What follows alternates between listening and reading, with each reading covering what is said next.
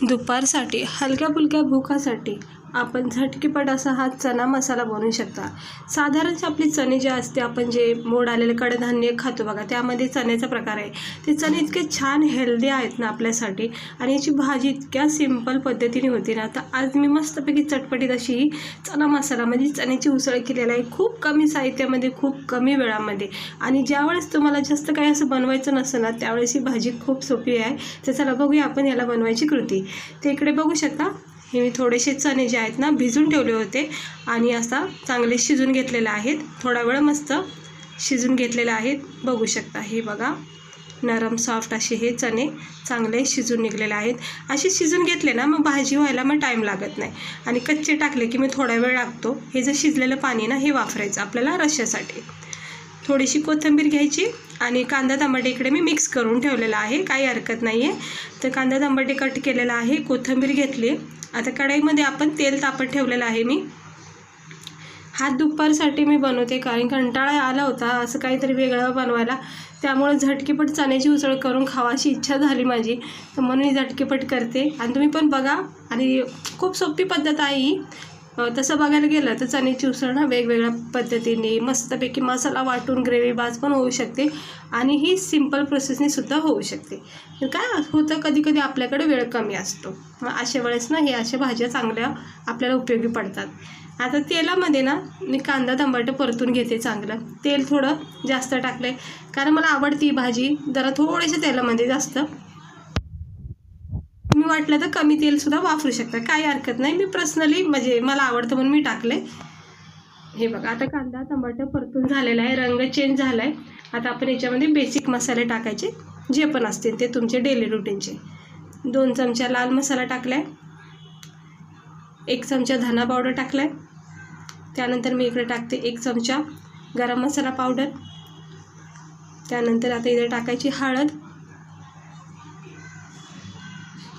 रस्सा भाजी असो सुकी भाजी असो, ज्यावेळेस आपण लाल मसाल्याची करतो ना त्यावेळेस हळद चांगली टाकायची, कारण लाल मसाल्याला कवर करते, आणि दुसरी गोष्ट छान रंगसुद्धा मग भाजीला येतो। हे बघा, आता तेलामध्ये परतून घेते। मला कसं ही भाजी थोडीशी अशी तरीवाली पाहिजे, म्हणून चटपटीत अशी ही भाजी बनवायची, त्यासाठी मी थोडा 1 चमचा तेल जास्त टाकले। हे बघू शकता, चांगला असा मसाला आपला तेलामध्ये कांद्या टमाट्यासोबत परतून होत आहे। आता हे आपण शिजवलेले चणे आहेत ना ह्याच्यामध्ये टाकून घ्यायचे, पाण्यासकट टाकले, म्हणजे जे शिजवलेलं पाणी होतं ना त्याच्यासोबत टाकून घेतले चणे। ह्या पाण्याची एक वेगळी चव असते, भाजीला लागते, त्यामुळे मी वेगळं पाणी नाही वापरणार। ह्याच पाण्यामध्ये आता हे चणे शिजून घेणार आहे, म्हणजे उरलेला जो पण कच्चापणा असतो ना तो नाहीसा होऊन जाईल।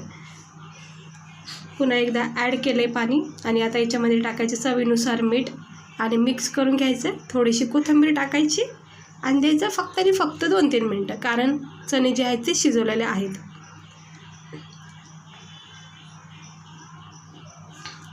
आता ह्याला मिक्स करून घेतलं आहे, कोथिंबीर टाकून झाकण ठेवायचं याच्यावर, आणि 2-3 मिनटं द्यायचं। अधूनमधून फक्त चेक करत राहायचं। आता 1 मिनिटाने चेक करते। हे बघू शकता, 1च मिनटामध्ये छान अशी उकळी आलेली आहे, आणि 1 चमचा एक्स्ट्रा ऑइल टाकल्यामुळं मस्त अशी तरी आलेली आहे, रंग आलेला आहे सुंदर, आणि खूप भारी लागते भाजी। पुन्हा एकदा झाकण ठेवते आणि थोडा वेळ अजून देते। हे बघा, परत आता अर्धा 1 मिनटं दिला आहे, आणि जे पण आपण पाणी वापरलं होतं, रस्सा वापरला होता, तो सगळा नाहीसा झाला आहे। म्हणजे आपले चणे जे उरलेले होते कच्चापणा तो सुद्धा आता नरम सॉफ्ट झाला आहे मस्तपैकी। वरून थोडी कोथिंबीर टाकली, आणि आता भाजी थंड करून घेते। झटकीपट झाली का नाही तयार भाजी। ही अशी भाजीला खूप सोप्या पद्धतीने होते, मला तर खूप आवडती, आणि मी सांगेन तुम्ही नक्की अशा सोप्या पद्धतीच्या भाज्या ट्राय करा, म्हणजे स्पेशली त्यावेळेस तरी करा ज्यावेळेस आपल्याला कंटाळा येतो असं काही जास्त करायचं। हे बघा, थंड केलेली आहे भाजी, आणि बघू शकता तुम्ही आपली ही चना मसाला भाजी किती छान झालेली आहे, म्हणजे चण्याची उसळ। याला तुम्ही राईससोबत खाऊ शकता। हे बघा, मस्त झाली आहे, पाहता क्षणी तोंडाला पाणी सुटलं, एवढी चटपटीत आणि झणझणीत अशी ही चण्याची उसळ झाली आहे अगदी काही मिनटातच।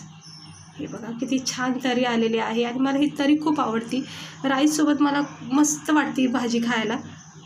हे बघा, याच्यामध्ये बटाटेसुद्धा तुम्ही कट करून टाकू शकता। चला आपण थंड करून आता प्लेटमध्ये सर्व करूया।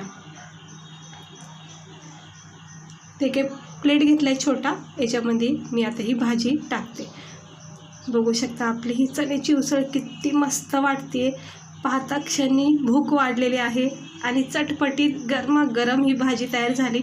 याच्यावरनं तुम्ही थोडासा चाट मसाला टाकला ना तर अप्रतिम याची चव लागेल खायला.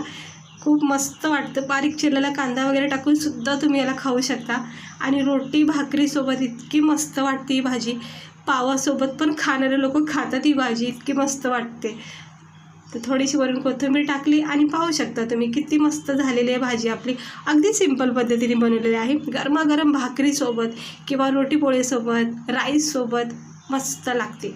दुपारी मला कंटाळा आला होता, त्यामुळं झटकेपट मला ही भाजी बनवायचं सुचलं, म्हणून मी हा व्हिडिओ पण बनवला आणि ही भाजीसुद्धा तुमच्यासाठी दाखवलेली आहे. तर नक्की ट्राय करा. ज्यावेळेस तुम्हाला कंटाळा येईल किंवा कुठं जायची घाई असेल अशा वेळेस ना अशा भाज्या नक्की आपल्याला उपयोगी पडतात. तर भेटते मी तुम्हाला पुढच्या व्हिडिओमध्ये. आता लागलेली आहे भूक, आता मी जेवण घेणार आहे. तुम्ही पण सगळे या आणि स्वस्त राहा, मस्त राहा. भेटते तुम्हाला पुढच्या व्हिडिओमध्ये.